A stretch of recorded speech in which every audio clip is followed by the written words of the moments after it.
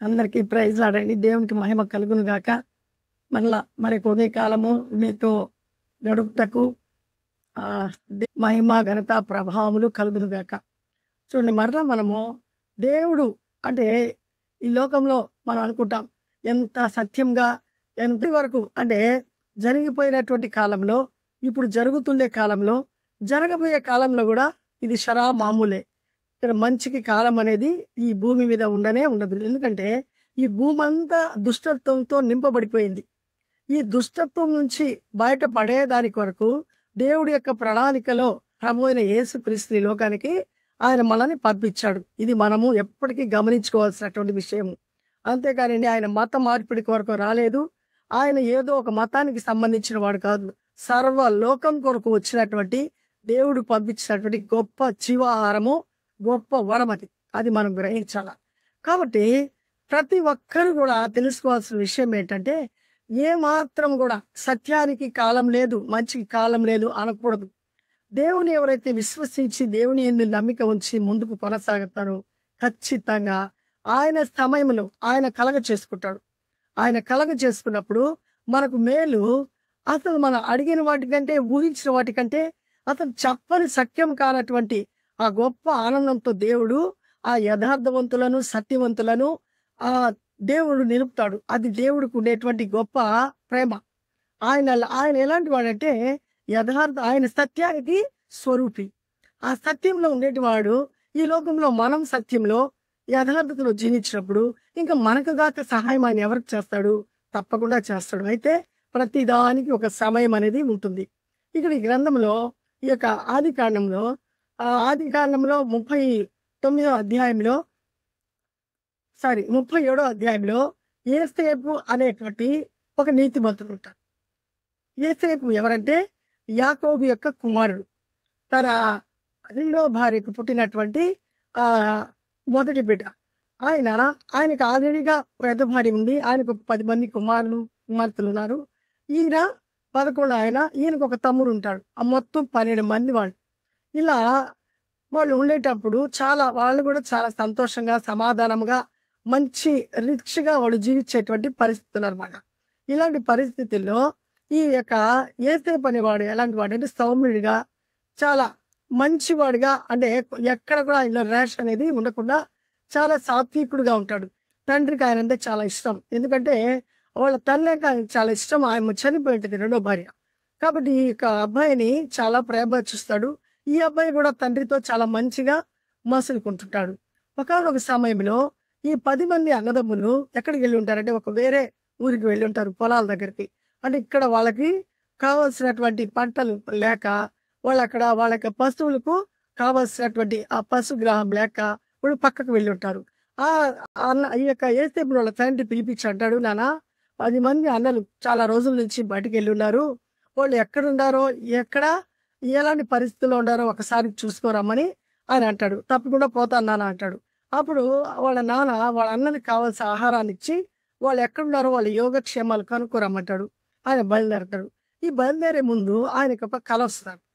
అంటే ఒక అసూయ అనేది మనిషికి చాలా భయంకరమైన ఒక వ్యాధి.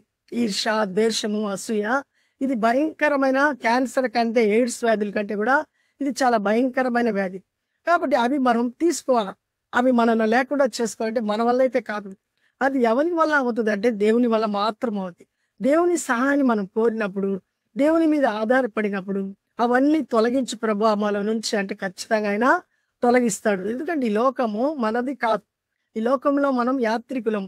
ఈ యాత్రికులుగా ఉండేటువంటి వాళ్ళము ఆ ఊటీ చూసినప్పుడు, ఆ మునార్ చూసినప్పుడు, గొప్ప గొప్ప చారిత్రాత్మకమైనటువంటి ప్రదేశాలు చూసినప్పుడు ఇవి చాలా భలే ఉన్నాయి, ఇవన్నీ నాకు కావాలా అని మనం ఆశపడకూడదు. అవన్నీ చూసే దాని కొరకు, ఆనందించే దాని కొరకు ఉన్నాం. ఎందుకంటే మునారు మనం గూడూరుకు తీసుకురాలేము, మునారు నెల్లూరుకు తీసుకురాలేము, మునారు తిరుపతికి తీసుకెళ్ళలేము. ఎక్కడుండే వాళ్ళు ఎక్కడికి కాక ఆ ఊరిని తీసుకెళ్ళలేరు. వెళ్ళినప్పుడు చూసి వాటిని ఆనందించి ఆస్వాదించే దాని కొరకు దేవుడు మన కొరకు ఏర్పాటు చేసినటువంటి ప్రదేశాలు. అది జ్ఞానాన్ని మనం కలిగి ఉండాలి. అంతేగాని ప్రతి విషయానికి ఈర్ష, ద్వేషము, అసూయ అనేది ఉండకూడదు. అది దేవుని పిల్లలకు అస్సలు తగదు. అలాంటివి వచ్చినప్పుడు అవి మా దగ్గర నుంచి పోవాలి ప్రభు, ఇవి మాకు ఉండకూడదు కదా అన్నప్పుడు ఆయన ఖచ్చితంగా అవన్నిటి నుంచి మనల్ని విడుదల చేస్తాడు. ఇది దేవునికి ఉండేటువంటి మహా శక్తి. ఈ అన్నదమ్ముడు ఏం చేస్తాడు, యేసేపుకి ఒక కల వస్తది. ఆ కల ఏందంటే ఆయన అంటాడు, చదువుతాను మీరు వినండి. ఆహ్, 10 అంటే వాళ్ళు ఆ యొక్క చేనులో ఉండేటప్పుడు పనలు కడతారు కదండీ! అక్కడ ఉండేటువంటి పనలు అన్ని పనలు ఒక 10 పనలొచ్చి నిలబడి ఉన్నాయట. ఈయన పనొచ్చి వాళ్ళ ఆ పనల కంటే కూడా స్ట్రెయిట్‌గా నిలబడి ఉందట. ఈ పనలొచ్చి ఆ యొక్క పనల కింద వంగాయట. దాని యొక్క అర్థం ఏందంటే యోసేపు ఖచ్చితంగా ఒక గొప్ప అధిపతి అవుతాడు. ఈయనొచ్చి ఇక్కడ ఉండేటువంటి సహోదరులందరూ ఆయన యొక్క పాదాల మీద పడతారు అనేటువంటి దర్శనం. ఆ దర్శనాన్ని చెప్పాడు.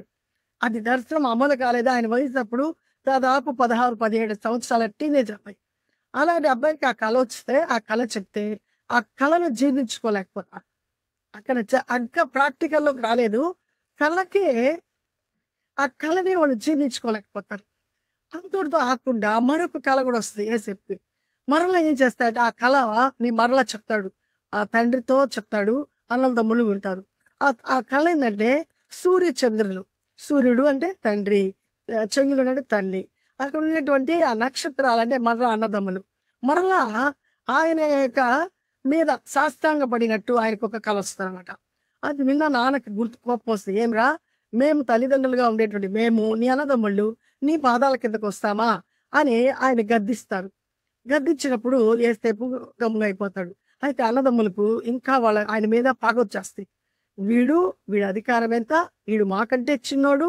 మేము చూస్తే పెద్ద హైట్, వెయిట్ ఉండేవాళ్ళము. మేమందరికంటే జ్యేష్ఠత్వం కలిగిన వాళ్ళము. వీడికైతే తల్లి లేదు, ఏమీ లేడు.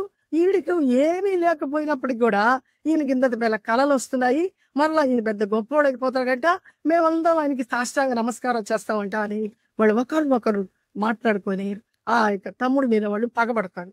పగబట్టి ఆయన్ని చంపేయాలనేటువంటి ఒక ప్రణాళికను గూడా వాళ్ళు వేసుకుంటారు. కలకే.